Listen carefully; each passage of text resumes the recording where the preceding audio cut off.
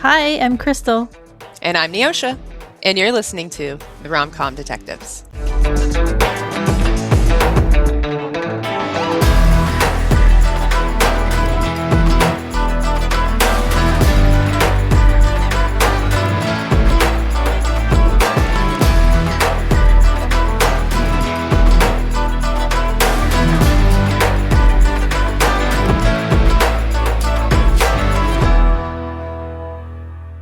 Welcome to Rom-Com Detectives, episode 71, Space Cowboy. Today, Neoshia and I will be talking about Castle Season 2, episode 6, Vampire Weekend.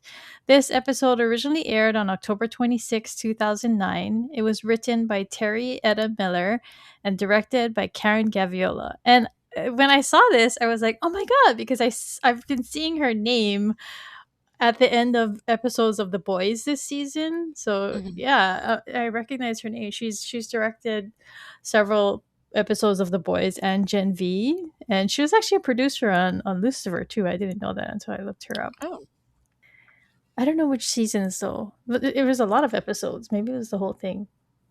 yeah, usually Like aren't producers on for like a season at least. I don't know. Actually, she was listed as a consulting producer, so I don't know. Okay.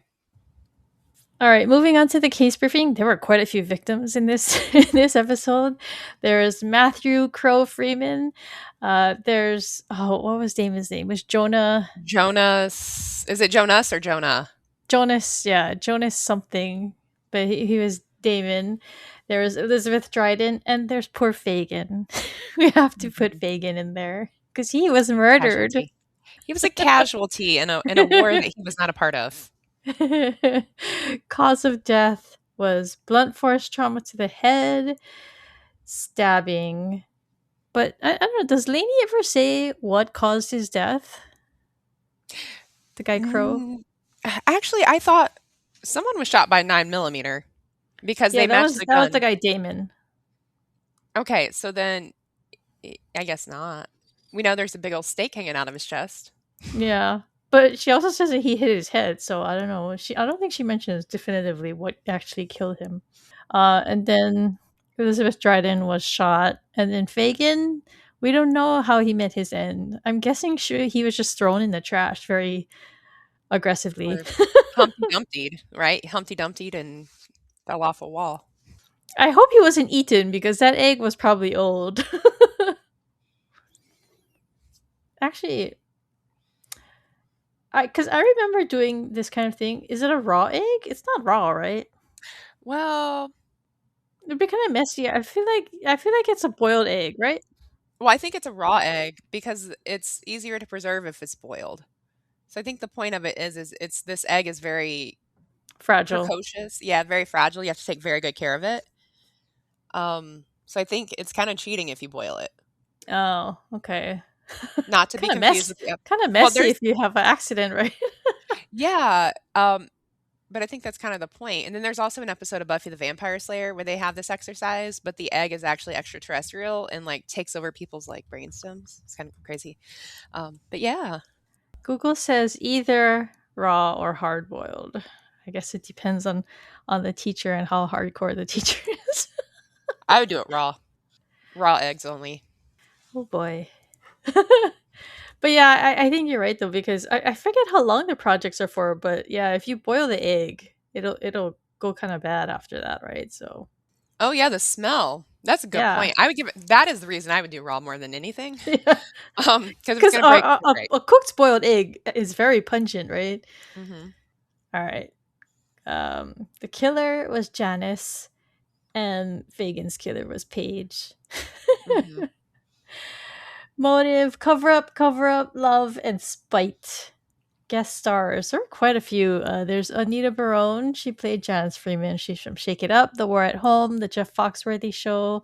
Robin Thomas. He played Alan Freeman. He has 145 acting credits. Lots of guest appearances on police procedurals like Cold Case, Without a Trace, CSI, Moonlight, and Bones. And actually, I'm going to mention that show Moonlight later on.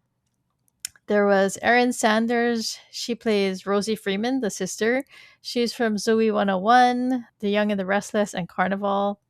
But the two big ones are Phil Lamar and Amy Hill. So Phil Lamar played Dr. Holloway. He's got over 600 acting credits. A lot of it is voice acting, but he's also been on another unit. He was on Lucifer. He was actually, I think, the bad guy. He was the killer. Mhm. But people probably most know him as his or know his voice from Futurama and Family Guy. And then Amy Hill, when she first appears in this episode of Castle, they don't show her, they just play her talking. And I knew from her voice, oh, that's Amy Hill. But yeah, she's from Magnum PI and she was more recently on Ballard. And yeah, that's it. But lots of recognizable people on this one. But let's go to the episode breakdown. So Castle is getting dressed. He bursts out of his room in costume. Alexis gives him a weird look, and she's like, "What are you supposed to be?" And he's like, "I'm a space cowboy." And this is the a reference that I tell people about all the time because a lot of times when people watch Castle, they might not necessarily have seen Firefly, but maybe Mhm. they recognize the name, but not everybody is as knowledgeable about what he looks like, what Captain Mal looks like. So sometimes when you tell Castle fans, "Oh yeah, he dresses up as Mal," later on you're like, "Oh really?" Some people don't realize that it's a Firefly reference, but Yeah, and I get her point. Like, there's no cows in space. Like, okay, but what else do you call them? Like, space adventurer? That's kind of boring. yeah. At least you can say space pirate without any kind of technicality. I mean, are they really pirates though? They're kind of doing business. Eh, okay. But I love that she gives him crap about it. She's like, "Didn't you wear that 5 years ago?" And so I had looked it up, and I had thought it was going to be a reference to Firefly, but it had aired 7 years ago. But then Neoshia pointed out that that's probably a reference to Firefly, which came after the show was canceled. So, I think you mean Serenity. oh yeah, yeah, sorry, Yeah, but so Serenity just being like the follow-up yeah, yeah. movie that yeah, I know you know. But the Serenity is just the follow-up movie that kind of ties up the very short-lived Firefly series. So I actually am one of those fans who saw Serenity first. I saw Serenity having heard of Firefly, and I really liked Serenity, so I went to watch Firefly after that. So Yeah, it's kind of interesting because like and I promise this is related to Castle. I feel like Castle and The Rookie and sort of the fan bases there have in some ways really elevated Firefly over the last, I would say, what this is 2009, we're in 2026, I guess 15 years or so. mhm. Um, because people find Nathan Fillion and then they get like interested in Firefly because people are, in fan spaces talking about Firefly. And so, we talked about this recently that there is a potential to have an animated Firefly series. It's certainly in the works. It's more so finding a home. But I do think it's kind of cool how Firefly has found its second wind because of these shows that Nathan has been in.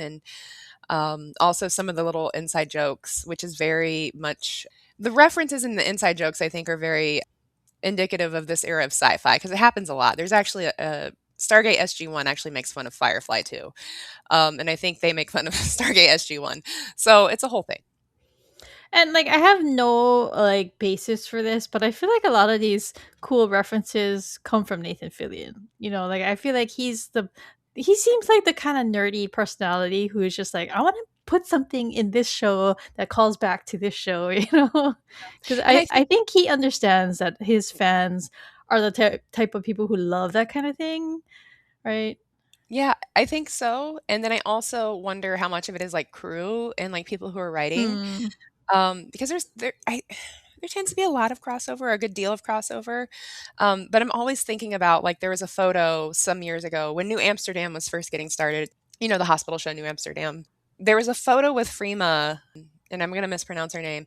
Freema Agyeman posted a photo with one of the crew members, and they were wearing their Doctor Who shirt, and they were like so excited to see her because she had been in season 3 of the modern Doctor Who series. And so, like, I do think that there's quite a bit of crossover in writing teams, and then also like people just get excited because this is their profession and like they're watching things and they're fans of things and now they get to work with the people who they're fans of. So Castle asks her what she's going to be for Halloween, and she says she's thinking of skipping it because she's too old for trick or treating. And I like that Castle's like, "But you're my candy beard." And he asks if she's named her egg baby yet, and he has some really good punny guesses. He guesses Zach Eggfrin and Egg Begley Jr., and I actually really like those better than what they actually named Megan. her. Fagin. I don't actually understand the reference there. She explains it, but I don't understand it. Do you understand? Yeah, so it's a fake baby and it's an egg. That's what I got out of it. It's a fake baby and it's an egg. So it's Fagin. No, but she says it's a Dickinson reference, right? Yeah, I don't know. That's all I got was it was fake and it was an egg. So I didn't quite get that reference. She says we went Dickinson. I'm gonna have to look that up later. But Beckett calls, and so meets her at a cemetery, and he's telling her that he's so happy to be outside because he loves this time of year. And she tells him that cops actually hate Halloween because it's one of the worst weeks of the year for them. And he says he loves walking through cemeteries, and he happens to point out one for a woman named Elizabeth Dryden. And he says, "Oh, like, look at that. She doesn't have a death date. So why did they even make something for her?" And Beckett notices that he's still wearing his space cowboy costume. I love that he went out in it. It's so good. But they reach the scene, and Kate can't believe it because the man has a literal stake coming through his heart. He's poking out of his body. And she's like, "Someone must have thought he was a vampire." And Lainey points out that it's the victim probably did too because he's got real vampire teeth. And yeah, because I guess they're veneers, like they're Yeah. actual. Not the kind that you put in your mouth and pull out again. So Yeah, they it's a whole process where they go in and they like shape your real teeth down and then they add like some sort of porcelain or polymer yeah. over the teeth and shape them down. That was a thing for a little while. I remember like, well, veneers are totally a thing now. It's made mainstream to the point that people are doing DIY veneers, which are just bad. Don't ever do that. Um, but like, yeah, I do remember this kind of being a thing back in the late aughts, early 2010s with like, you know, vampire teeth. At the morgue, Lady is about to pull the stake out, and Castle's like, "No! If you pull it out and he's a vampire, he'll come back to life."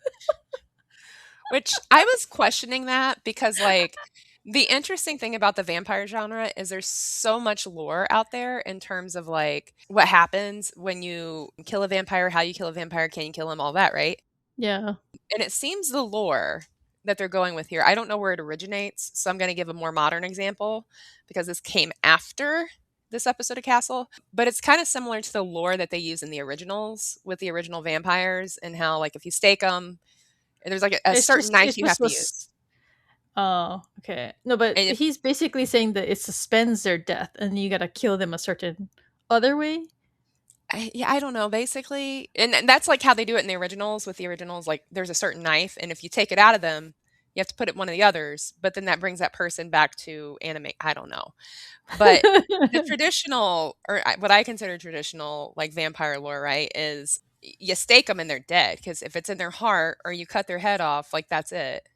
I But feel like it's supposed to be a combination. The ones that I'm familiar with, you stake them and then you cut off their head, right? So it's like a two-part thing to eliminate them. eh, I don't know because, like, for example, Buffy Angel, it's either a stake or you decapitate. So Mm, either or. There are some movies where it's like could be both. I think if you're going more gory, right? If they're trying to get you to a really gory vampire movie or TV show, then it's going to be both. I think True Blood did a combination thereof and sometimes burning. Oh guys, this is going yeah. to be a great episode with all of my vampire knowledge. We got a good one for you. I'll stop there. But like my point is I was like, why would he just jump to that particular brand of vampire lore as opposed to like, oh, there's a stake in his heart. Why didn't he disassemble into dust or disintegrate into dust? Okay, so while we're on this subject, then, because this was an obsession of mine in high school, What are your thoughts on the Gary Oldman Bram Stoker's Dracula? The one with Winona Ryder and Yeah, Keanu yeah, Reeves. I actually really like it. I grew up watching it. The thing is like I like it. I can say I like it, but it doesn't stand out as much to me as Interview with a Vampire, which I just kind Mm. of for some reason haven't the 1994 film to be clear, which I just have a much more intimate relationship with. But I mean, I like the Gary Oldman version. I thought Keanu Reeves, which is that why you watched it because of Keanu Reeves? No, I don't think so. I think I really liked actually Gary Oldman. Gary Okay. Oldman's younger Vlad. Yeah, I Hmm. found him really attractive as that. So, but Okay. me and my friend in high school were really into that movie. But we also really liked Interview with the Vampire. So, Yeah. I feel because like I I've mean watched.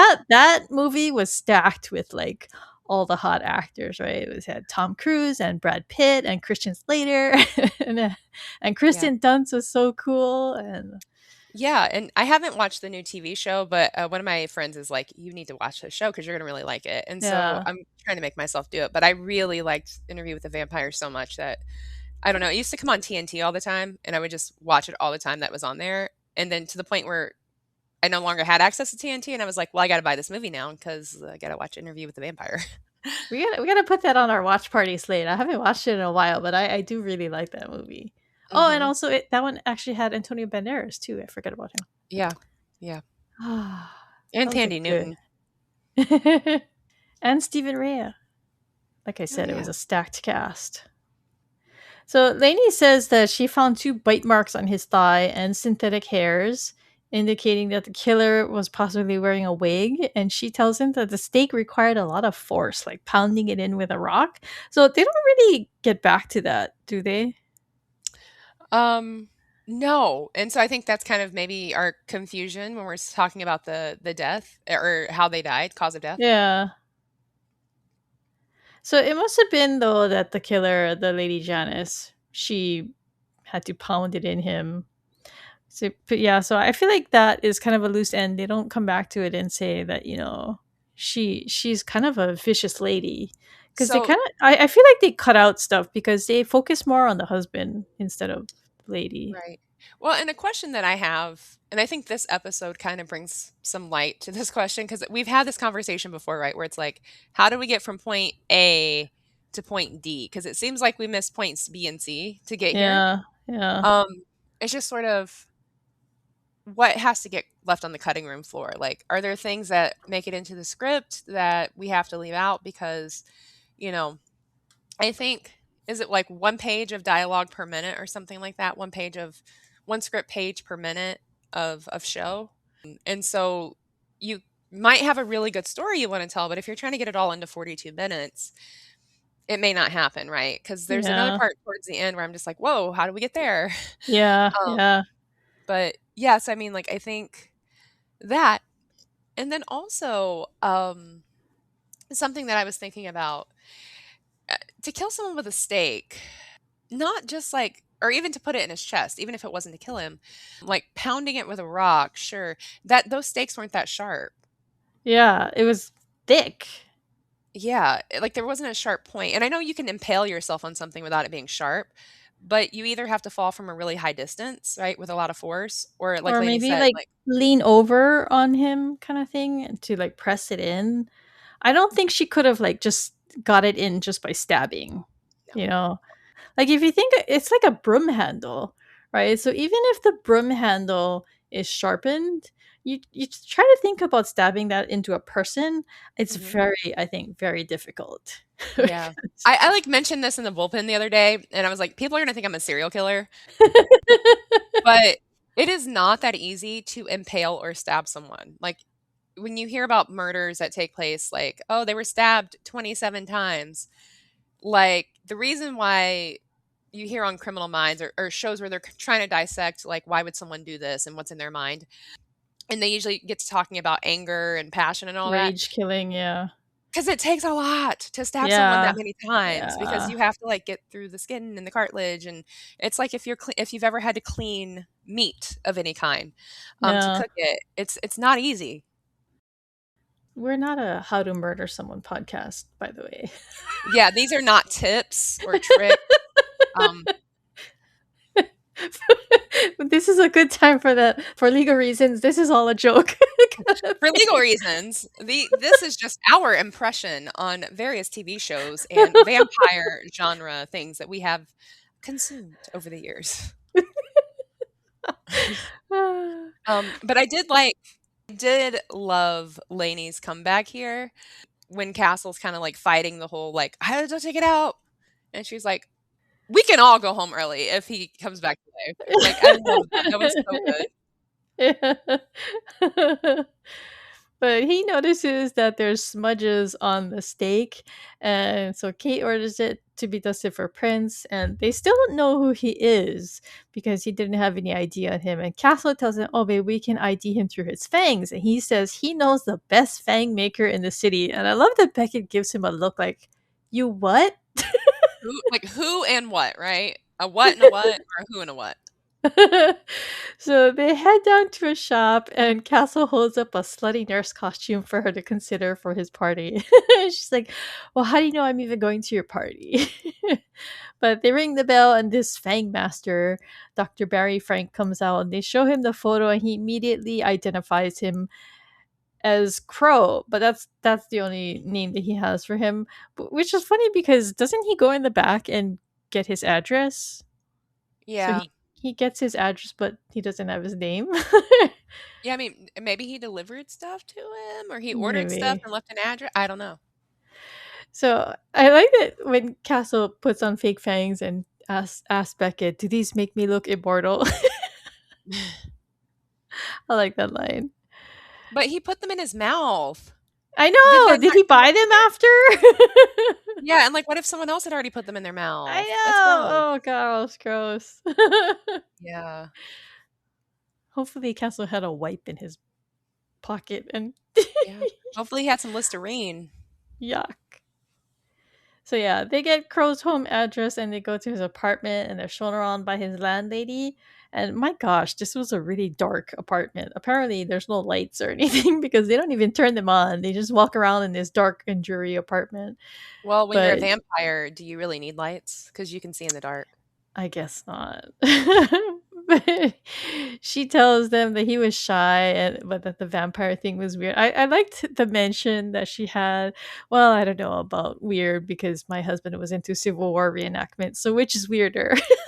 Yeah, that was pretty funny to me because like we never talk like it's one of those things where we never talk about like some things there are things that people do as hobbies for whatever reason they're into them and like some of them are seen as more acceptable, socially acceptable hobbies and some aren't. So like what's weirder like cosplaying in a war that happened like 150 years ago or being a vampire. Well, not only that, you're like cosplaying like dying, right? Aren't you pretending to die on a battlefield? Yeah, like cosplaying dying in a war, and depending on which side you're on, you're dying for some really not great reasons. Ah. But Castle's looking around and he says that Crow's artwork reminds him of early Frank Miller. And Beckett says, "Do you mean epic comic Frank Miller or Dark Horse Frank Miller?" And Castle says that's the sexiest thing he's ever heard her say. They find a book and they note that he was working on a graphic novel. And when they ask if Crow had ever brought any friends around, the landlady mentions that he had a girlfriend and that she was one of the vampire people too, and she heard them fighting really loudly the other night. She had long black hair and is famous online, so they go to look for her website. And I liked this whole thing about Ryan having a girlfriend who was into the lifestyle and he knows things that he can contribute here. And of course, it would be Ryan would be the one who had a vampire fetish girlfriend.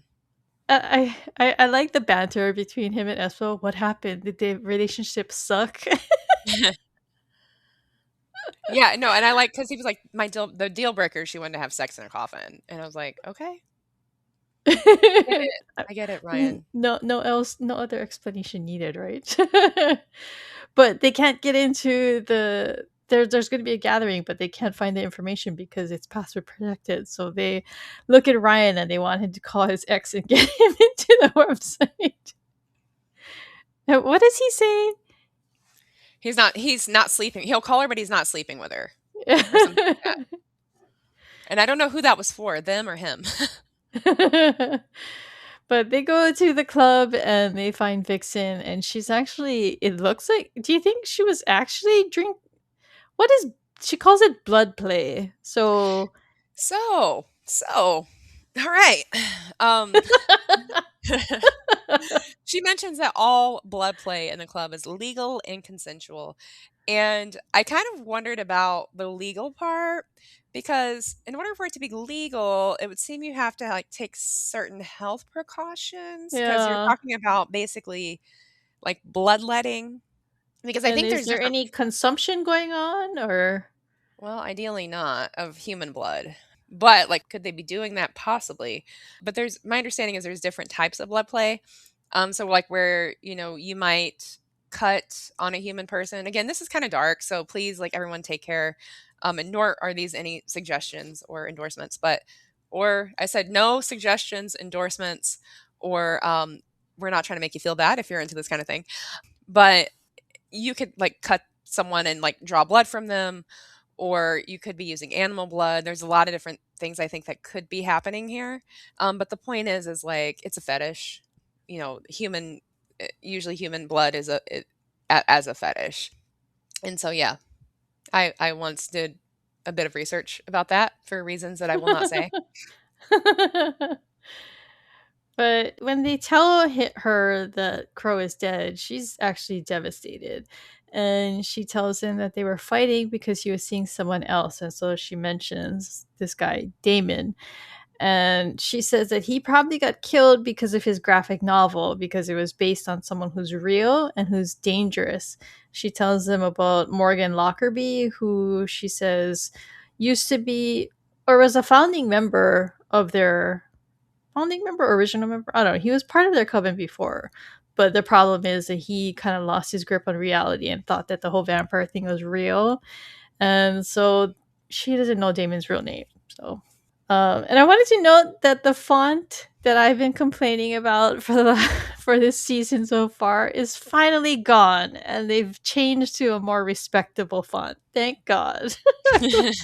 It was bothering me so much. It was such an ugly font. Oh my god. I wonder what that was about. Like, I wonder if it was one of those things when they chose it, it looked good, but then when they actually got to seeing actual tapes of it, because now we're at episode 6 of season 2, so enough episodes have aired where they can kind of see like what this actually looks like on screen. So maybe they're like, we don't like that, and Or changed it. maybe like fans complained or something. I mean, is this the kind of thing that fans can get changed if we can complain about? I don't know. I mean, it's this was around when Twitter got started, right? A couple years after.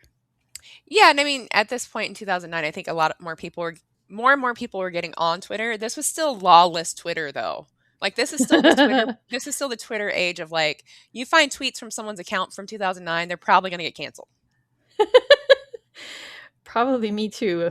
I don't even want to think about what I used to tweet. This was back when people weren't really thinking about what the implications were of what you were saying. Yeah, or like somebody would find something you tweeted 10 years ago, 140 characters of your thoughts and be like, "I'm getting you fired today." I had tweets come back and bite me in the butt before. It wasn't anything like morally bad. It was just I was complaining about a product. And Mm. then like years later, I was asking to review something and they came back and they were like, "Oh, are these your tweets complaining about us on Twitter?" And I was just like, "I don't even remember this. I'm so sorry. I will delete them right now." But I couldn't believe they dug that far back and found them. Be careful what you tweet, people. Exactly. At the station, Castle and Beckett discuss why these vampire people are the way they are, and this becomes like a recurring theme through the episode where Castle tells her that these people might have experienced trauma earlier in their lives, and so they turn to this as a form of like a coping mechanism. And he mentions that possible reasons are the loss of a parent. And Kate looks away awkwardly when he says this, because of her mother, right? So, but Mhm. Castle says some people become vampires, other people become cops. But she asks him what got him into the macabre, and just as he's about to answer, Esposito comes over and he has information on Crow's family in Connecticut. So she assigns the guys to go look up Lockerbie and Damon, and then she looks sad because she has to make the notification call to the family. Yeah, I mean, that does seem like it'd be something hard to do, and it's part of her job, right? It's always like, "Hey, so sorry to tell you this, but I need you to come down and we have to talk because I think your loved one's dead." Yeah. So, I guess my question at this point is, do we think that was has vampire fetishism ever been this popular, or is this something that's just kind of its time? And the reason I'm asking this is like obviously I'm quite familiar with a lot of things in the vampire genre, but this is also the time of like Underworld. I don't even know which Underworld movie we're on in 2009, but there has to be at least two of them out at this point. Twilight, True Blood, Vampire Diaries, and I'm probably missing so many more. And we were not far from Buffy and Angel. And so, like, I kind of wonder if there's this like undergirding thing that's like pushing the vampire fetishism in shows. Because I do remember, pretty sure I learned about the veneer thing from an episode of CSI. Um, and I mean, so it kind of makes sense for a show like Castle to go here because, like, the whole like vampire fetish being connected to, a sexual fetish. And Castle does tend to be sort of on that like end of we're a sexy crime show. And so, and also I kind of mentioned like it's kind of like CSI in that way, which, original CSI, and by 2009, CSI kind of passed its prime. It was still on, but it had passed its prime. But like back in the day when CSI was just getting started, that's kind of its reputation. So it doesn't shock me that Castle would have this episode because, like CSI, back when it started in 2000, it was kind of this like sexy crime show, right? Like it's all about science, but it's also kind of sexy. I just think it's really interesting that it comes up here. And so I just kind of wonder like, is this something that was really popular or is this just like TV shows like kind of amplifying it, blowing it up, putting it out there? Because like for example, I do remember like the foam party episode of CSI, for example. Granted, I was like 12 or 13, so maybe this was just something I wasn't privy to. I never like heard of that until after, but then or until the episode, and then after everybody's talking about foam parties. So I guess my question is vampire fetishism, is it really that big of a deal? Or is it something that media kind of picked up and blew up into this whole thing? I have no idea. I don't even go out dancing in clubs, and I never have. So I'm not that kind of person who would know any kind of scene like that. So especially not in New York. So, and I mean, Castle's not even filmed in New York, so who knows, right? Yeah. So the parents and sister come in and they're feeling very upset, obviously, and they feel really guilty because they talk about how like he became like a withdrawn and very gothic and got into this vampire thing, and they feel like they should have done more. And the sister's trying to say something, but she can't seem to get a word in between her parents. Hmm. Esposito says they can't find Damon, but that he found information on Lockerbie, who has a history of mental illness. He escaped from a mental institution and hasn't been seen since. And so after he gives her this information about Lockerbie, he asks, "Oh, are you going to Castle's party?" And she says she's not sure. She asks him what costume he's going to wear. And he tells her, "If you want to know, you have to show." Yeah. Like it's just so funny that she responds with like he throws a lot of parties. Like, Yeah. okay, dang, you don't like to socialize, Miss Beckett. We get it. So, even though she's like saying he throws a lot of parties, and she's not wrong because we've seen him have multiple parties at this point. And I don't know about you, but to me, Halloween parties just feel different because like there's an expectation of getting dressed up. And, I think to the point about Alexis made earlier on, when you're her age, you kind of still see Halloween as like trick or treating. Oh, that's stupid stuff for kids going to get candy. But then you become an adult and it's like, again, call back to the slutty nurse costume. It's a time where you get to dress up and be whoever you want, right? Like I thought about going as Helly R from Severance last year until I was like looking at like the I was looking at some pieces to wear and they're like, "Oh, this skirt is $600." And I was like, Oh my god. "Anyway." Anyway, so you can be whatever you want as an adult. It becomes like a night of, let's say, adult shenanigans. But like it just feels different. And so I was wondering, are you a Halloween party kind of person? Because I kind of am.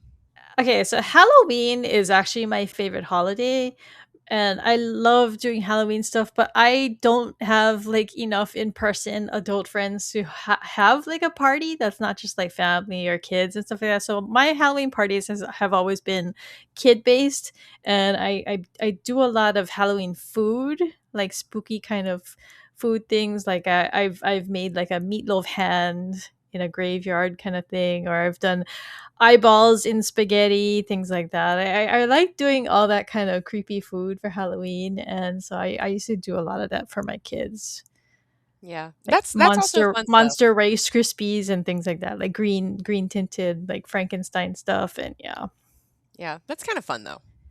yeah, it is. I love Halloween. So Beckett goes to Castle and he's deep into reading Matthew's graphic novel. She shows him Lockerby's photo and he's like, "Oh my god, this is the guy Morlock in the graphic novel and they look the same." So this goes back to what Vixen was saying about how that's probably what got Crow killed, was that he had based one of his characters on an actual dangerous person. And when they show Lockerby's photo from the mental institution, he looks very Charles Manson-y, right? Yeah. I mean, nothing says crazy like a photo of Charles Manson. Yeah, yeah, he's got the whole like beard and the gaunt face and thing going on. So he looks scary. I mean, they're building this up right to get to the next scene. Hmm. But there's a very good casket moment in this scene because they get very close when they're looking at the graphic novel, and Castle turns to her and says, "You smell like cherries." Right then, Yeah. Ryan and Esposito walk in, and Beckett straightens up like she was doing something wrong, and they're like, "Oh, are we interrupting?" And it's made worse because she says no and Castle says yes at the same time. And I So like the obviously they are interrupting. yeah, yeah. And they know too. I like the look that they share between each other, like, oh. So I like this whole teasing thing. It's just like a silent thing. They don't even have to say anything, right? They just look at each other and like Mhm. smirk. Yeah. And I kind of wondered what it was that made Kate look like she had been caught with her hand in the cookie jar. I think it's the And comment he made about her smelling like cherries, well, right?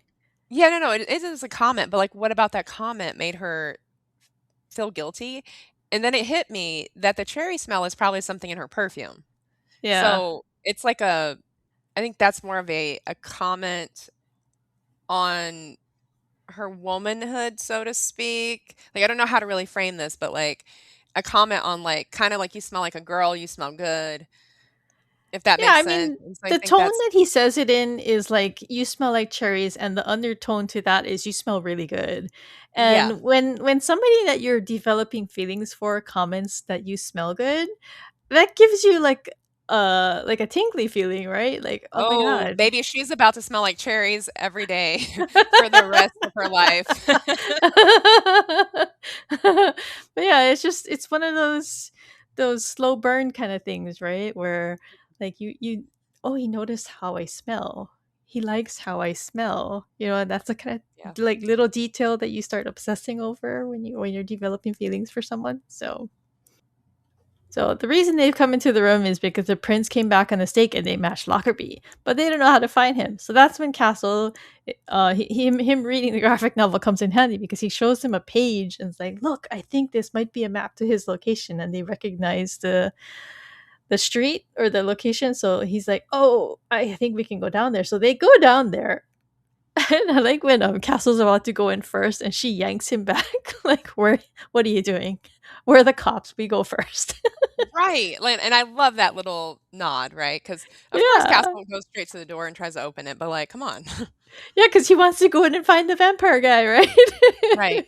Which is also a little weird, right? Like Buffy's friends don't go in before Buffy. They follow her. And wasn't he on Buffy? Yeah, yeah, yeah. I put that in here. He wasn't Buffy. Yeah. But so they go in and they they find a coffin. They're like, "Oh, do we think he's inside?" And they're like, "Well, he is. He does think he's a vampire, and it's daytime, so he'd be sleeping." Right? They make Castle open it while they like have their guns like at the ready. And oh my god, the how far back he jumped was so funny. And I love that Ryan and Esposito immediately start giving him crap about it. Yeah. Did you see how far he jumped? Yeah. Castle was really frightened.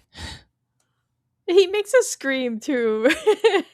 But the way that they set this scene up is so funny because he jumps back, he's so scared, they're giving him crap, and then the guy just literally jumps down from nowhere and tackles Castle and bites him. I mean, that's one way to react to someone waking you up from your sleep, I guess. I guess what was he doing? Was he in bat mode in the rafters? Where did he come from? I mean, maybe. Oh, but oh my god, it was so fun. It was such a good setup because like they struggle and they break a window and the sunlight comes in, and while they're fighting, the only thing that gets him off Castle is the sunlight starts literally burning him and he starts smoking. and, Yeah, and which is Esposito's like, he really is a vampire. I mean, it's so wild because like my question then becomes like how do they get him out of the building without him Yeah, burning to yeah. death? I guess they must have covered him up or something. Very strange. That is a trope that they start using in Buffy when they want the vampires to go somewhere during the day. They will like put a cover over them, and it's Oh kind my of god, crazy because really? it doesn't. Yeah, it's like how that doesn't even. That's not scientifically that couldn't even work. But we'll go with it. Okay, so at the lockup, Lainey comes out after having inspected him. She's like, he's not a vampire. She says he has porphyria, also known as the vampire disease, which is extreme sensitivity to sunlight and also includes other symptoms like hallucinations and paranoia. And Castle's really worried because, I mean, he did get bitten by this guy. And she assures him that it's a genetic disorder. He's not going to be turning into a vampire as well. Yeah, like it's funny because like I was just wondering, like, is that disease really that intense that you like I your don't skin starts smoking as soon as you have exposure? I don't know.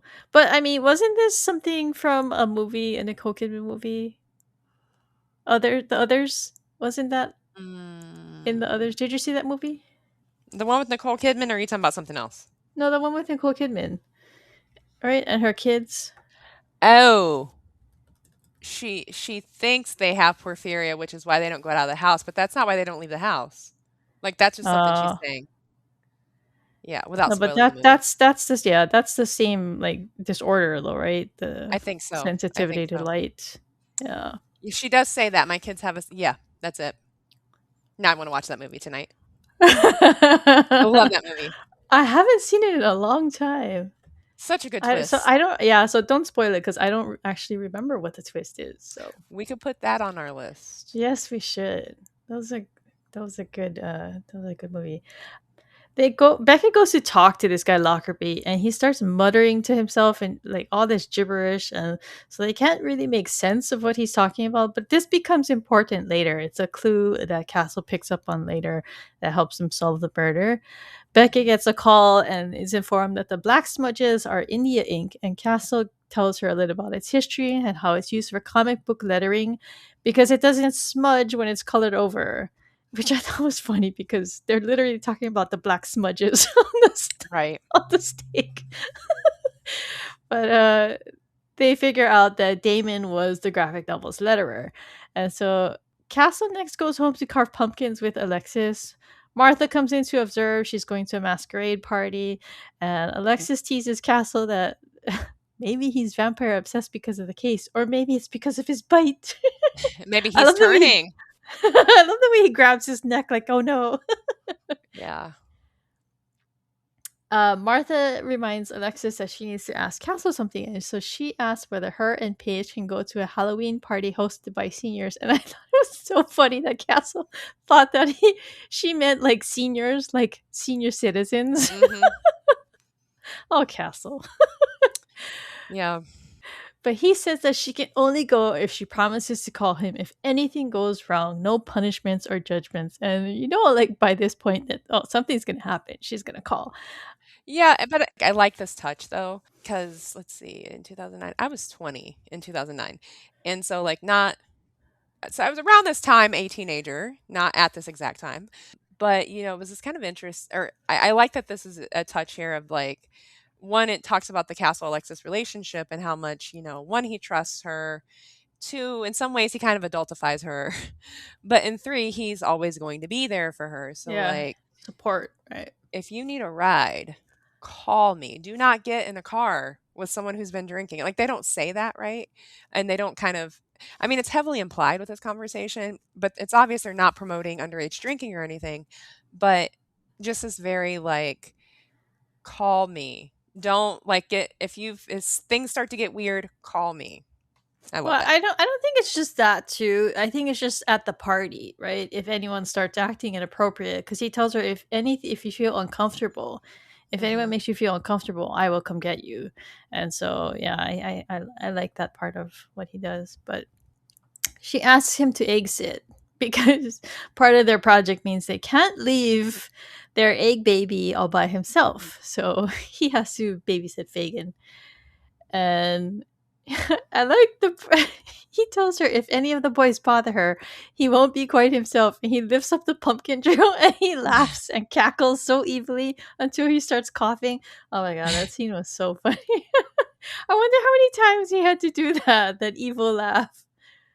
Yeah, I also, because guys, when we get there, we have so many references in this episode. I know. Some of them are just like me kind of taking a stab at like, I think this is from there. But like this one here, I kind of wonder with any of these, like what inspiration Nathan took to like make these things come to life. And that's actually why I like this episode so much, is like I think the vampire edge and the references There's and so kind of how many silly it is. references. Yeah. Beckett consults with the psychiatrist, Dr. Holloway, and he tells her that Lockerbie might, even though he's not making any sense, he might still have moments of lucidity. And so she shows him some of Crow's artwork, and he says that it seems focused on doing violence against a woman, not involving Lockerbie. So he says that that suggests a trauma that he experienced, and that's when Castle approaches his. See, it was right. It's like I said, and then he introduces Fagin to the doctor, which which makes the doctor be like, "Is he okay?" But the doctor tells Beckett that he can have someone come pick Lockerbie up, and he says that he can take Castle too if she wants. Well,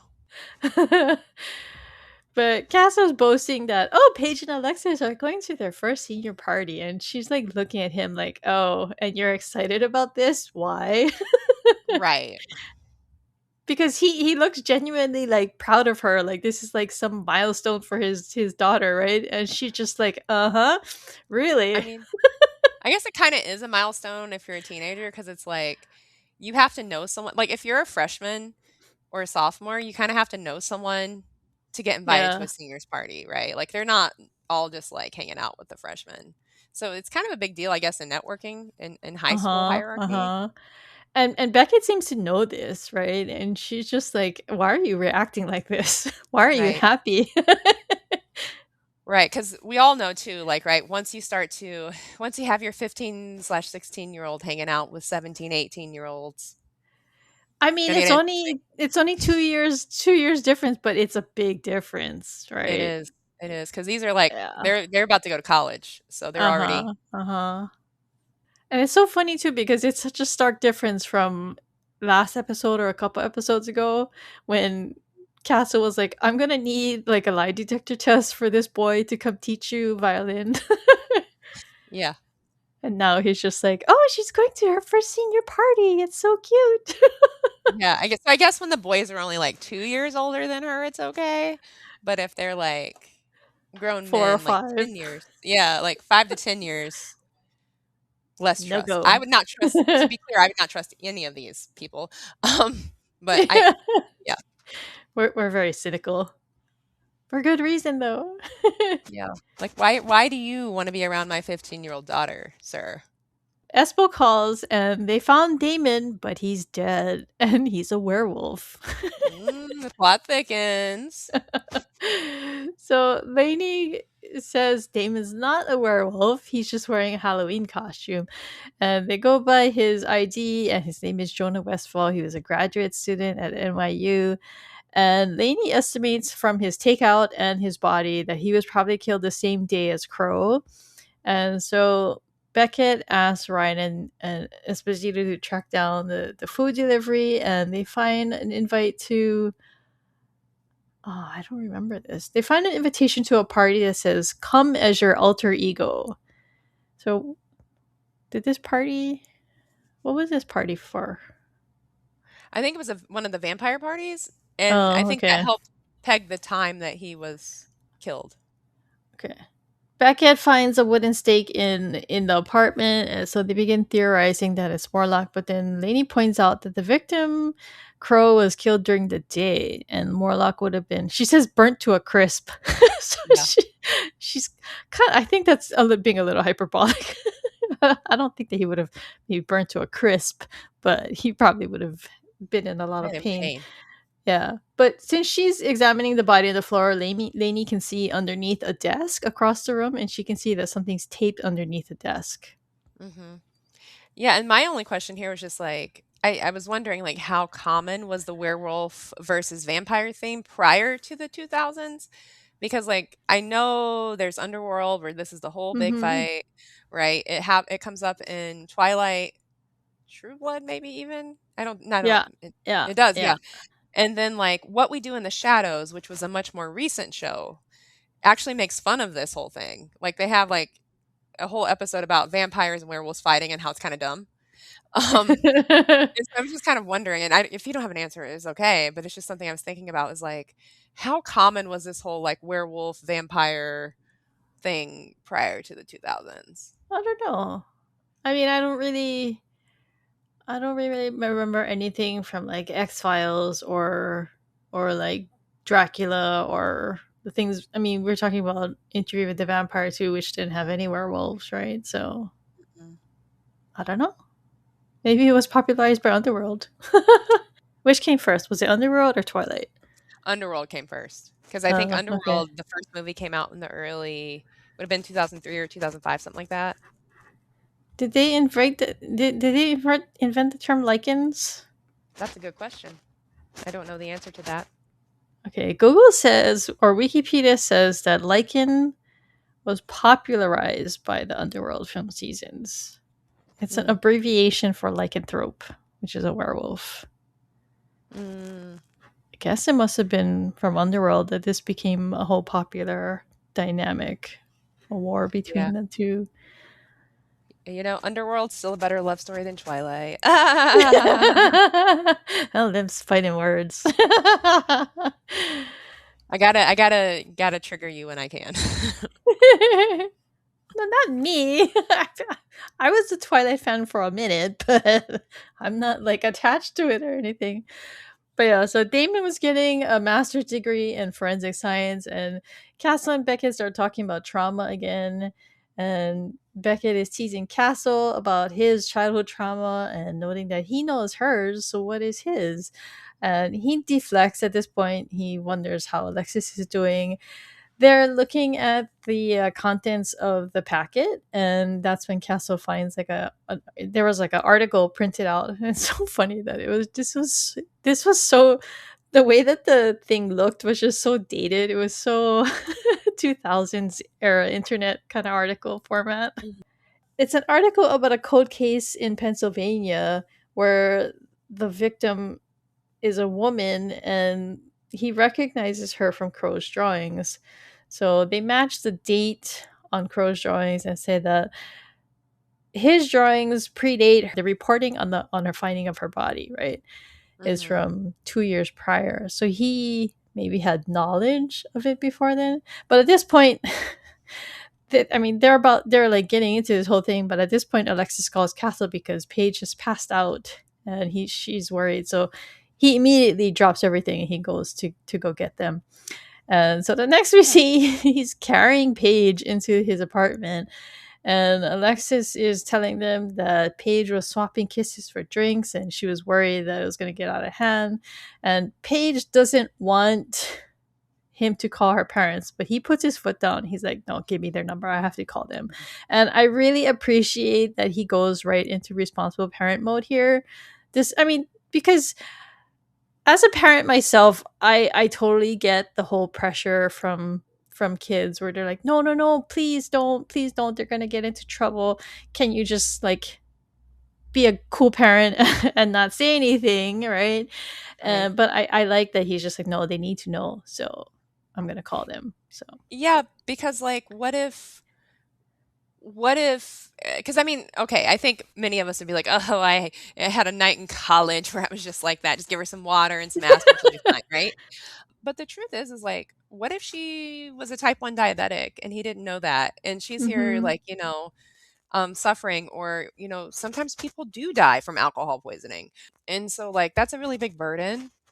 And also as a parent, like, wouldn't you want to know? I mean, like, Yeah, yeah, yeah. it's a hard conversation, but I think that's probably where he's coming from. If something like that happened to Alexis, he would want to know, right? So yeah. Also, swapping kisses for drinks. I don't understand this.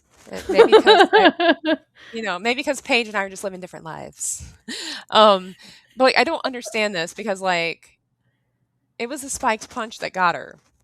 So the spiked punch is in a common area. Why are you having to kiss people to get drinks, Paige? that's the whole fun of it, I guess. She doesn't have to. She wants to. She wants to get mononucleosis and die. Look, they're teenagers, okay? Teenagers don't have all of their brain parts working all the time. Logic and True. reason are True. I sometimes mean, absent. I'm just saying, it's not like they were carding people at the drink table. So swapping kisses for drinks seems to be a little much, Paige. Side eye. So back at the station, Crow's parents identify the woman in the photos, and his sister Rosie tells Beckett that, or they said that her name is Adora, and that the sister says that was his personal ghost. And Beckett tells him that this is not like a made up person, that she was actually real, even though the parents say that they've only seen her in his art. And so it's kind of fishy here because I don't know, they're acting kind of, I don't know. Maybe it was just hindsight on my part, but to me, this was kind of suspicious. And Beckett asks if Matthew had ever faced a childhood trauma, but they can't think of anything.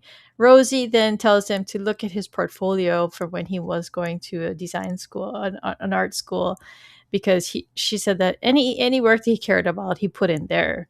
Yeah. And so I think you're right. Like they were kind of like, oh, no, no, no, no. But I think at the time you can kind of almost read it as maybe they're hiding something else, not sort of what the big secret is. Yeah, Um, that they just don't want to acknowledge, like, oh no. They didn't want to acknowledge something. Not that it was like gonna be the thing that kind of blew the lid off of this. And by the way, I just looked up the word adora using the Google AI summary. So if it's not right, it's blame Google AI. But adora is a Latin word that means to adore or to worship.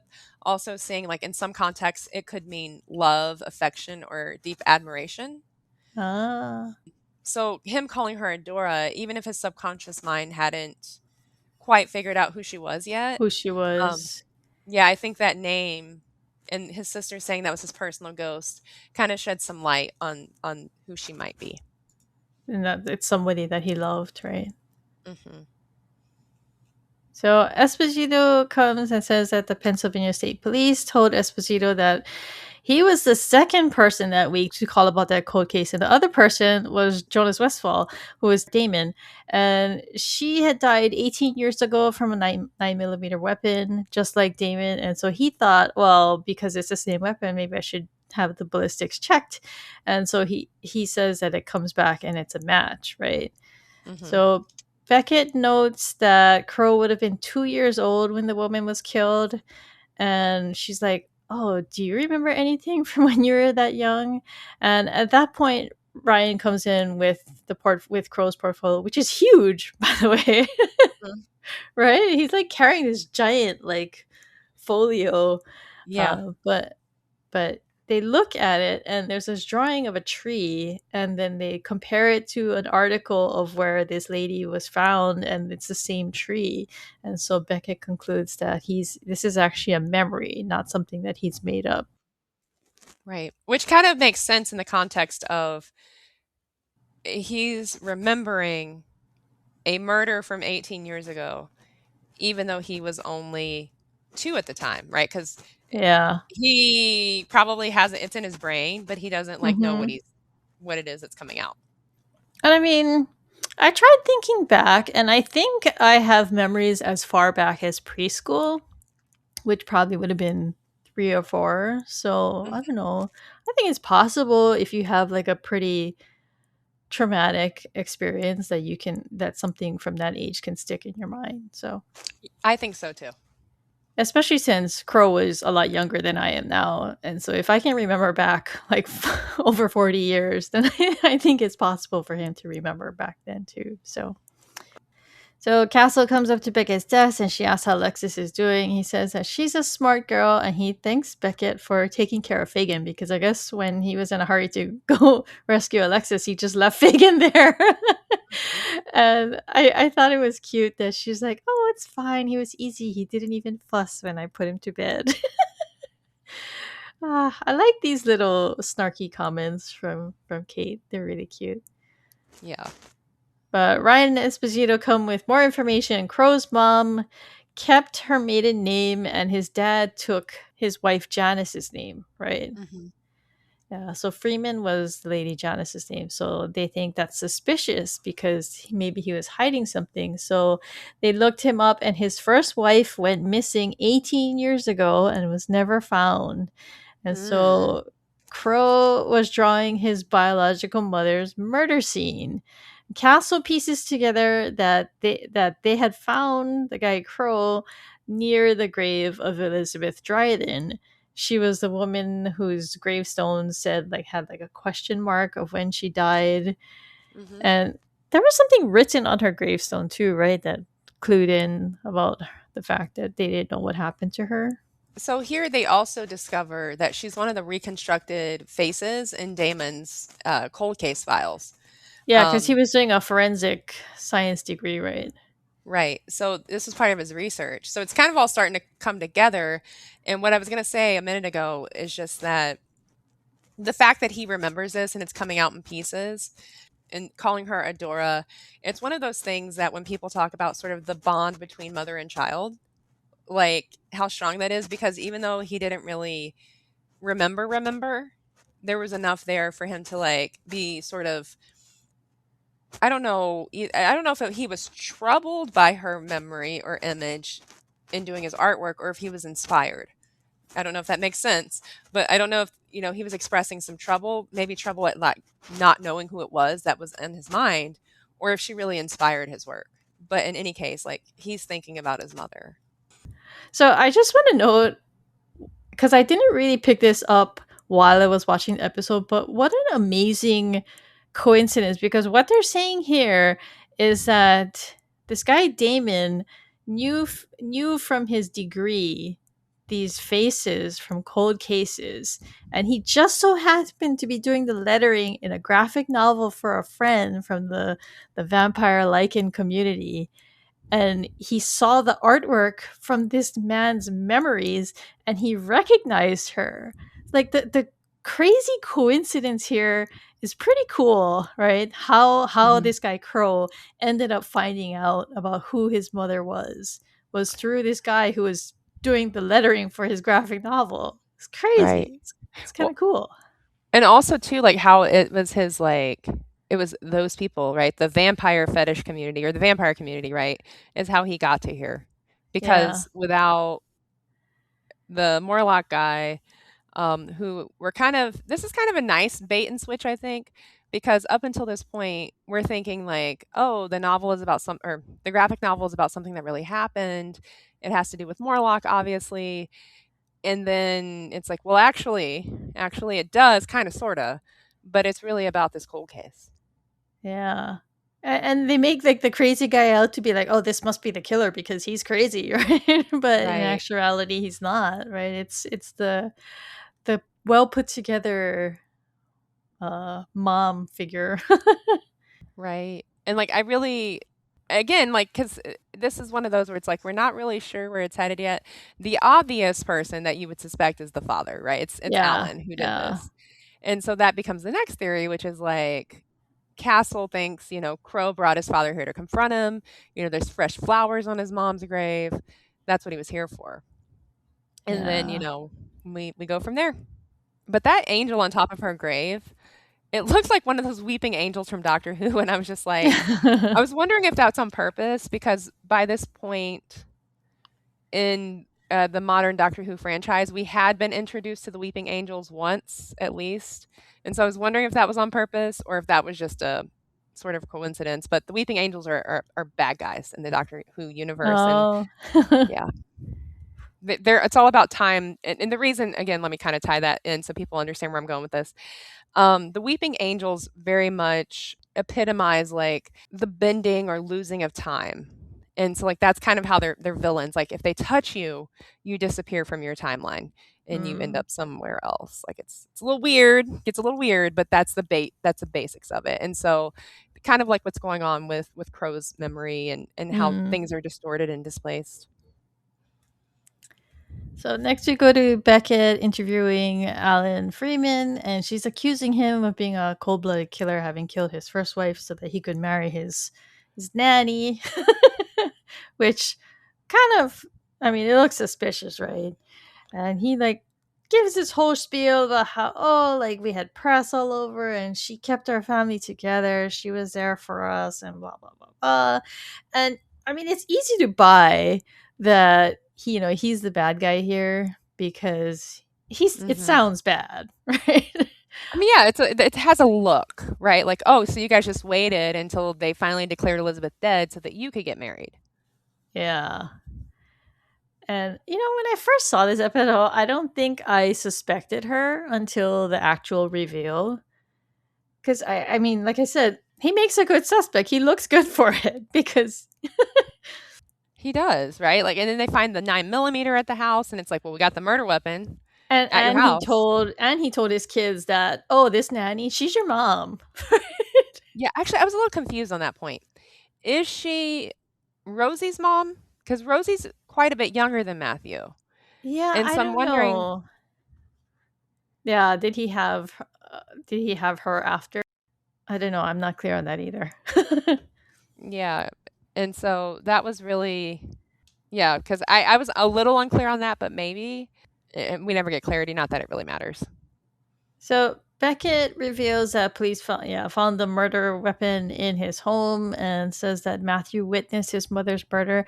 So the guy Alan has a very strong reaction to the drawing, the tree, and the woman underneath it. So is his strong reaction that he's looking at his wife's murder? Because I think it's just that they're trying to say that he's shocked by it because he doesn't know what happened to her because he talks about how he was giving out flyers trying to find her, and I think the way that the story in the press was that she went missing and was never found, right?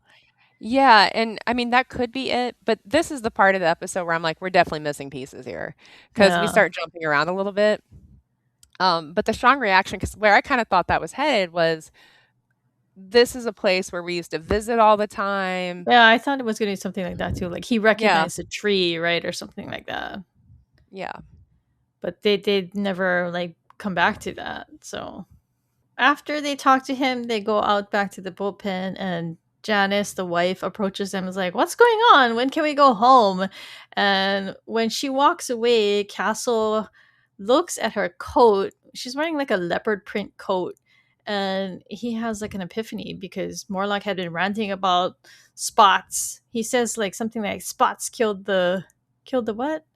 Killed the crow or something. So he makes sense of his drunk talk, thinking back to Paige's drunk talk, which Alexis had to translate for him. But he gets an idea, and he's like, "Hey, do you want to go get snacks while you wait?" And happens to be he has to walk her through lockup to go past Morlock. And as soon as Mhm. he sees the Lady Janice, he freaks out because they had been theorizing that the guy Morlock maybe tried to help Crow, and that's why his fingerprints were on the stake. Maybe he was trying to pull it out of him or something, Mhm. which I guess kind of makes sense if he, because going back to the whole morgue scene, right? Castle was like, no, if you pull it out of him, he'll come back to life. Right. But he starts ranting and calling her a murderer, and she has a strong reaction too. And then we cut right to Beckett talking to Mr. Freeman and just explain. So this was the part where I was just like, wait, what? We Yeah. don't get any kind of scene where it had to have been filmed and I think cut, because there's no arresting of her. There's no Yeah. confession. It's just Beckett telling Freeman what she's confessed to, basically that Right. she killed his first wife so that she could have him and I guess his family. And he's just like really broken up, and because he says, his son thought that Janice was his mother. He grew up thinking that that was his mother because of what he told him. And just the way that this man is just destroyed. Oh my god, this show has really dark undertones. We've been encountering a lot of really terrible people, like the last episode where the Yeah. guy switches his baby and lets his own like son die like with another Mhm. couple kind of thing. And now we have this one where this lady murders someone's wife and takes over her entire family, and oh my gosh. Like, it's terrible. Yeah, I mean, that and then I do think this is one of the places where I'm like, I think we're jumping ahead because we don't see anything from Janice. But when you were talking, something hit me, which is this could actually be a writing and styling choice for this story. Because if we got the confession from Janice, it would have been all about like how she deserved the family, how she wanted a family, how Yeah. she was the real mom, all of that stuff, right? But when you just simply have Beckett tell Alan, this is what happened, this is the story we got, it puts the focus back on them and the people who were Yeah. hurt, as Yeah. opposed to the killer who's probably going to tell us, like, I don't know, some crazy soap opera type story about how she. Excuses, right? Right, right. Justification. Right. I took care of them. I love them. She was nothing. And so I do think, even though I'm kind of two minds of this, because again, would have loved to see the in between moment there where we actually confirmed it was her and not just have the Morlock ranting. But then also, maybe it is so that we put the focus back on the people who were hurt. Especially since it's a good 180, because like we were just saying, he looked really good for the murder. And Hmm. so to turn it around and be like, "Oh my god, no, this guy is totally a victim of this evil woman." Yeah. Like, because I mean, that's, yeah, like, I think there's multiple layers of victimization there because, like, he loses his first wife. And his son. Well, so let's go in chronological order though. Loses his first wife, has to take her name when they get married because like there's all of this like Bad press. pressure, bad press, like you killed your wife. I mean, and it's implied that he was suspected of killing her, heavily investigated for it. Yeah. Then loses his son because his current wife kills the son. And now has to like process the fact that his current wife, who I'm sure he's divorcing, has killed his first wife and his son, and there is a daughter here, right? And whether or not Yeah. Janice is her bio mom, or, I don't know that it matters because, like, in any case, they're going to have to contend with the fact that, like, this woman who either is your biological mother or is not, but she has been acting as your mother She your whole has life. been your mother, basically your mom. Yeah. Like, and I mean, I would just say she is your mom because, like, that is how you're being raised, right? Has done all these things. And so he's going to have to, like, take that. So, I mean, he's a victim of this woman on many layers. And she also killed the guy Damon too, Hmm. who was about to graduate from college. I'm sure he had people who cared about him too. Right. Just trying to cover up her crimes. And I thought that was something, that was some interesting insight from Beckett, right? In terms of, like, because he couldn't believe it. He was like, that was her son. Why would she kill her son? Like, he's always been her son. And she was like, no, he was really just a reminder of what she did to get you. And when he turned on her, that was all it took, right? And so, like, also imagine being married to that, right? Because, like, one bad I argument and you're know. gone. I know. It's brutal. So Castle mentions that he hopes that this doesn't destroy Rosie, the daughter, and Beckett says that it will for a little while, but eventually she'll wake up and it'll just be part of her life. And she quips that maybe she'll become a writer, and Castle says maybe she'll become a cop. And Mhm. so finally they circle back to what Beckett has been chasing from Castle. She wants to know what happened in his childhood that made him so interested in this kind of thing. And so he tells her this really gripping story about how he was wandering around when he was 5 years old. He says he was miles away where he should have been. And right, I think right then I was like, miles, really, at 5 years Mhm. old? No. You know, those little legs, they can carry you very far. But he says that he found the housekeeper's son washed up on the beach, and that it had probably just happened because the blood hadn't been washed away by the water yet. He was just a little. They never found out what happened to the little boy. But just as Beckett is just like fully gripped into the sympathy for Castle, he smiles at her, Yeah. and she's like, "You made that up." He's like, "That's what I do." Yeah, which, I mean, fair. He does Yeah. make up deaths all the time. So he gets up and says, "My party is tonight, so I can't wait to see what you're wearing."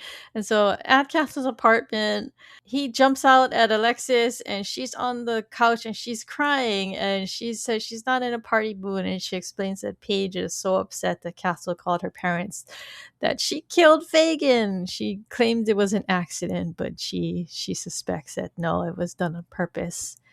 And Castle says that's why he writes, because the way people behave just bewilders him.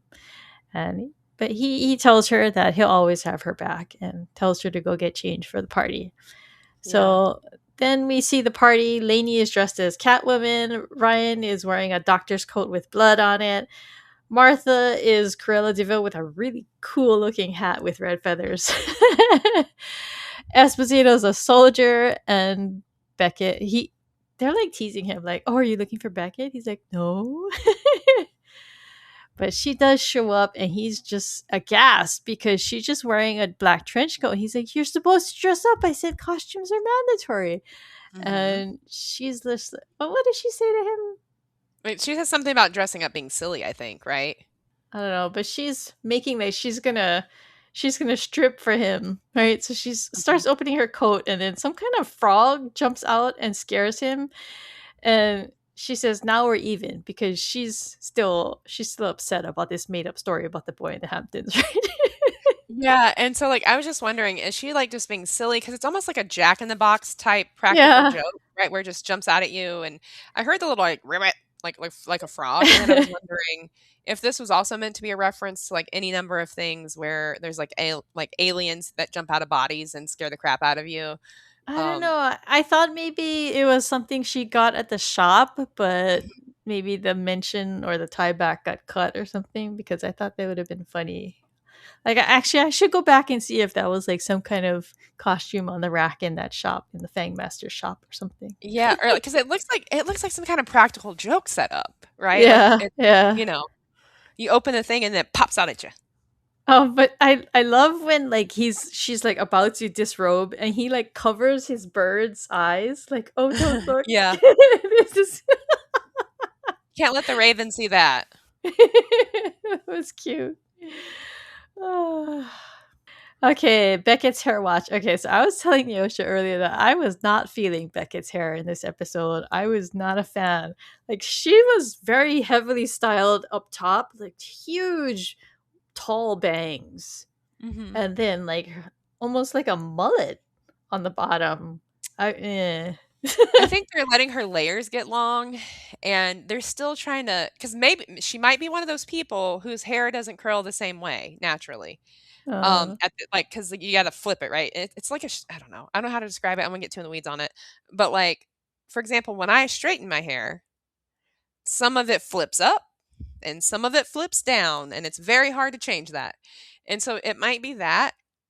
But I did notice they were, like, flipping up the ends of the longer hair towards her shoulders and trying to keep it almost off of the shoulders. And Mhm. then the top, right, like you were saying, it's bigger, but it folds down. And so I think it's the longness of the layers and the harshness of when hair that's flipped under, like the top is, meets the stuff that's flipped up. And that is my hair geometry of the day. All right, let's get to our pop culture references because we have a long list for this episode. First up is the brown coat reference. Is his Malcolm Reynolds costume that he's wearing in the beginning? That's a reference to Firefly. He mentions, or he tells Alexis that she could dress up as Hermione, and then he mentions at the morgue. I think he says, "Looks like Buffy visited the Big Apple."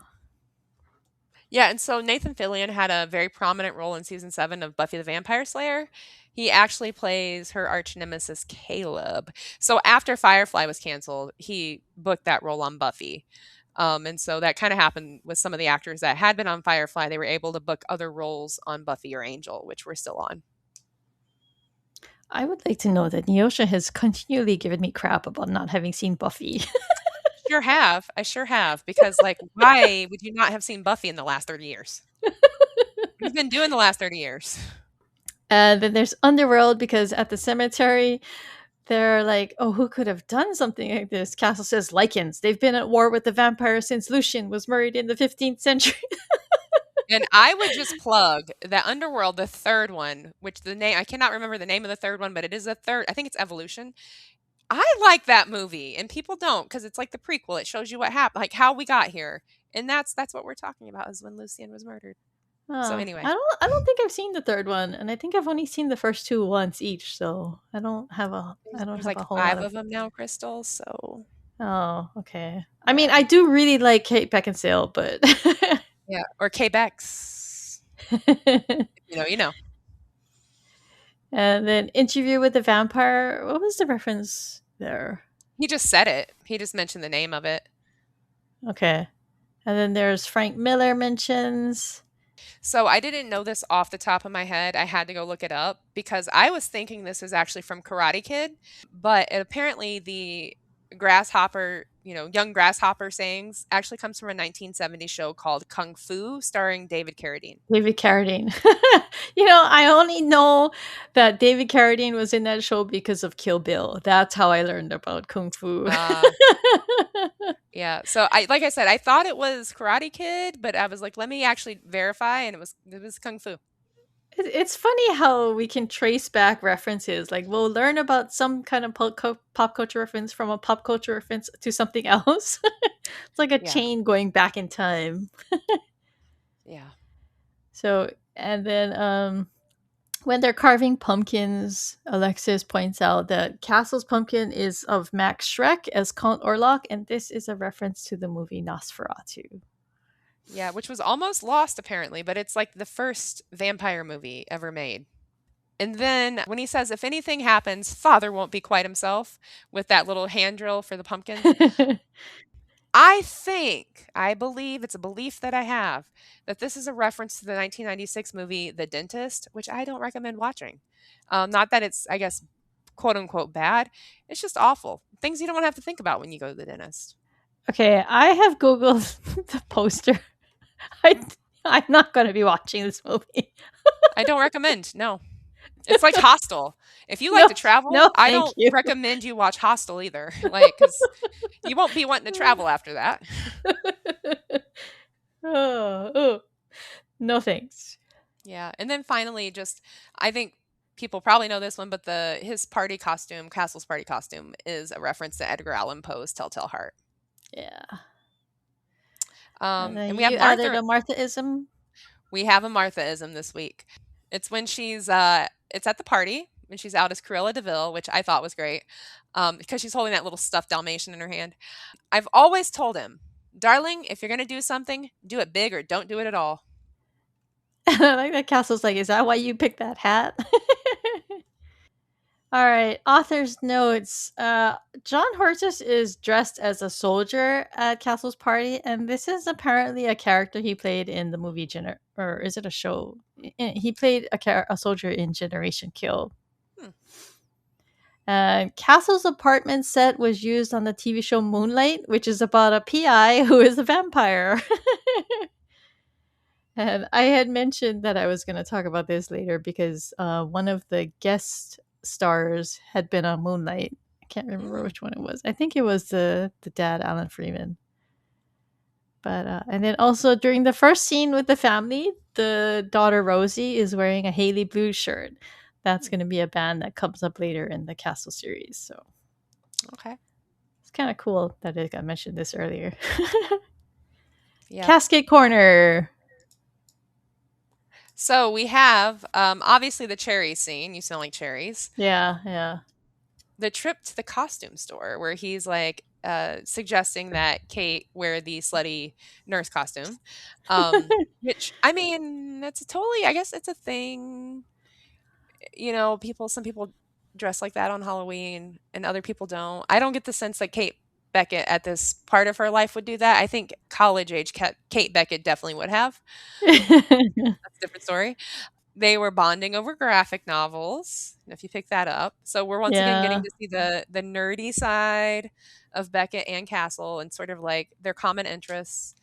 And we have Beckett's attempting to learn the trauma that's at the root of Castle's murder fascination, which he kind of plays up as a joke, but But I he don't know does that have one, right? He yeah, makes one up, but he does have an actual one. He just hasn't told her what it is yet. And it hasn't yeah, been revealed on the show yet. exactly.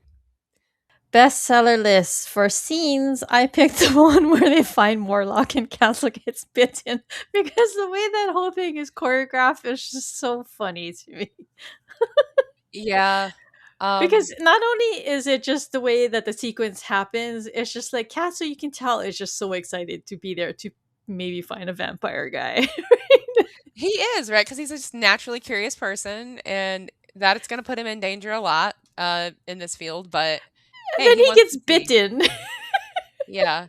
For me, I kind of went back and forth, but I really like the party scene because I mean it was just kind of a fun moment for everybody who was for the whole team, and then Kate shows up with her like little practical joke. But I would also say with Alexis and Castle, because the moment he tells her, like he's always going to protect her and love her, Yeah, I found that very endearing, and like you mentioned before, like, it was so nice to see him just immediately get in parent mode, because yeah. we're so used to seeing Castle as a jokester and, like, kinda cool dad, And but he she's knows the how to turn it parent, up. right? Right, but he knows how to turn it up because that's the thing about kids like Alexis, right? Like, they're kinda little mini adults, but then when they hit these actual adult situations where okay, listen, I don't think most 19 to, say, like, 23-year-olds would handle this very well either, but you know, when she hits an adult situation, she doesn't actually know how to handle it as such. Her thing is like, "Oh, can we just be cool about it?" And he's like, "Absolutely not. Give me the number." And Yeah, so the moments with Castle and Alexis here, I think, are really, really good. yeah. It's something that I've always really enjoyed about the show in general. Hmm. Their relationship is very endearing and heartwarming, and I really like it. It is. And it always boggles my mind that some people hate Alexis. I mean, it's because if I had to guess why, it's because she takes away from the Castle Beckett stuff, or Mm, I don't. I was talking about this with someone about marriage just the other day, actually, and how the reason why I think there's certain plot points on there are plot points on certain shows that get a lot of hate because of how people view marriage. And you either view marriage as a partnership that's ongoing and growing all the time, or you see marriage as the end of something. yeah. And if you see marriage as an end, then of course you don't like it when the main characters on the show get married because it's like, oh, it's so boring now. But it's really it's a growth, a certain type of growth. But I think the same is true with like how a lot of fans see, people getting together because since Castle has Alexis, who is essentially a grown up, like it kind of takes away from the fantasy a little bit of Castle and Beckett getting together and then having all these babies together and like being the one true love. And she gets a lot of screen time. But I would also say Alexis is no more annoying than Rory Gilmore. And this was very much the Gilmore Girls was off. It went off air in 2006, but like she's no more annoying than that archetype. She doesn't even come close. But yeah, anyway, I digress. We'll get back to the bestsellers list. Favorite lines. I like when Castle says, "Just because you've shown me your tat doesn't mean I'm going to show you my." And then he cuts off because he was about to say about to say tit. Right, because it was a joke. It was a play on tit for tat. Yeah, yeah. Um, and then for me, it was either Beckett's "Fantasize all you want, Castle. I'm not trying on costumes for you at the costume shop," or Castle after he's bitten. He says, "You want to bite me? You buy me dinner." uh, all right, we're gonna take a quick break and we'll come back with a new Beckett's interrogation. See how Neoshia does. Neoshia might do well today because Neoshia took notes. We'll see.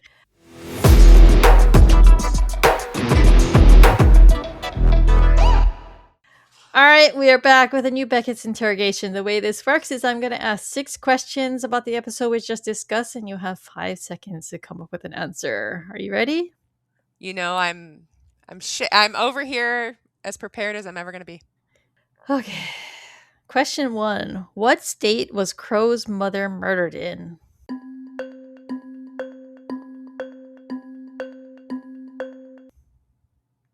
Pennsylvania. Very good. Question 2. What book does Alexis refer to as the original Saw? She's reading it in the beginning.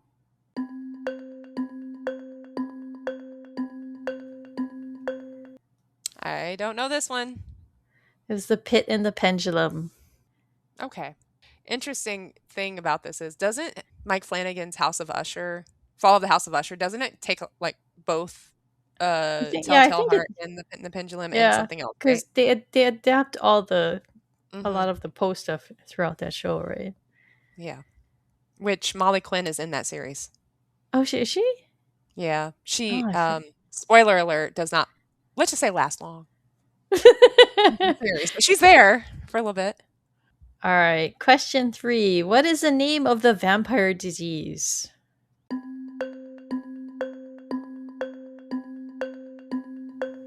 Porphyria. Very good. Okay. Getting hard now. Question 4. What school did Crow go to?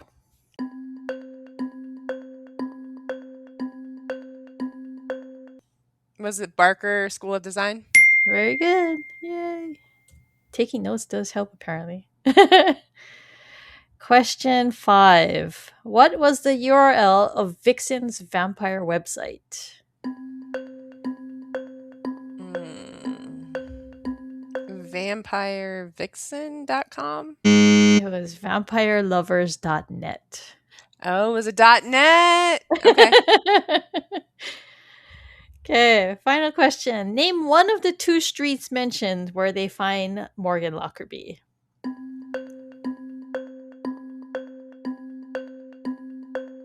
Well, because in the comic, he is on Broome and something else on the Lower East Side, right? Yeah, so yeah, I'll give you a point then because you said Broome. I asked for just one of the streets. Yeah. All right. Well, All right, you got 4 out of 6. Very good. so apparently, I just have to treat this like an academic exercise and take notes. All right. Any last thoughts? I really like this one because I love any kind of episode that's like totally geeked out with references and stuff like that, and I love that this one is just rife with them.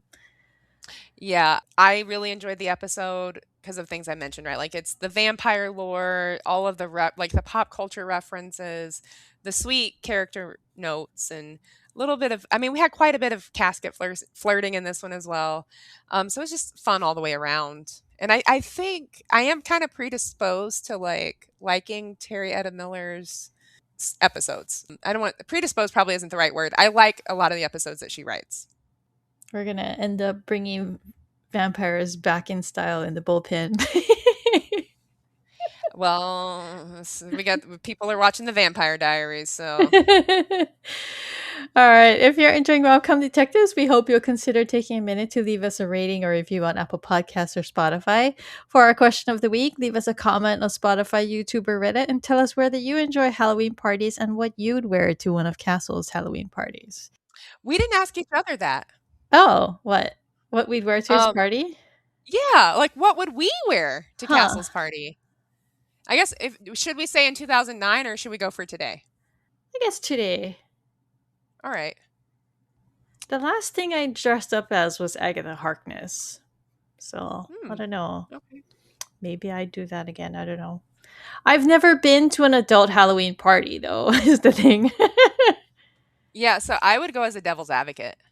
uh, Yeah, because advocate is another word for. There's two reasons actually. I really love the movie Devil's Advocate with Al Pacino and Keanu Reeves. First off, that's my favorite Keanu Reeves movie, and second, advocate is a play on attorney, and so yeah, like the Devil's Advocate because people yeah. don't like attorneys and like you. Anyway, that's If you'd like to join additional conversation about Castle, you can visit the Castle subreddit at reddit.com/r/CastleTV.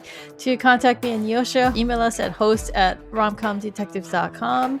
You can follow us on Instagram, Threads, or Blue Sky at romcomdetectives, or leave us a voicemail or text message at 1-650-733-XOXO or 9696. This episode of Rom-Com Detectives was recorded on May 7th, 2026. Rom-Com Detectives Castle Unit is co-hosted by Crystal Watanabe and Neoshia Roemer and is produced by Pico's House. Thanks for listening, everyone. We'll catch you guys next time for our breakdown of episode 7, Famous Last Words. Bye. bye everyone.